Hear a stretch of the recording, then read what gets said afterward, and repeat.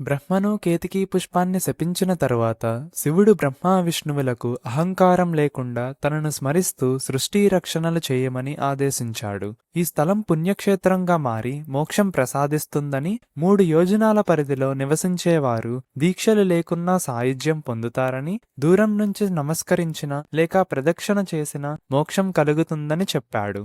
అప్పుడు బ్రహ్మ విష్ణువులు ఈ అగ్నిస్తంభం తేజస్సు భరించలేనిదని, ఇది సాధారణ పర్వతంగా కనిపిస్తూ మోక్షకనిగా నిలవాలని, కార్తీక మాసం కృతికా నక్షత్రం రోజు తేజస్సు వ్యక్తపరచాలని కోరారు. ఆ రోజు నుంచి పర్వతం క్రింద భూమిపై లింగరూపంగా శివుని నివాసం ఏర్పడాలని బ్రహ్మ విష్ణువులు కోరగా ఒక శుభకర లింగం ప్రత్యక్షమయ్యింది. విశ్వకర్మ అద్భుత శిల్పాలతో అరుణాచలేశ్వరుని ఆలయం నిర్మించాడు. అభిషేకానికి తీర్థసారమైన పవిత్ర సరస్సు తవ్వబడింది.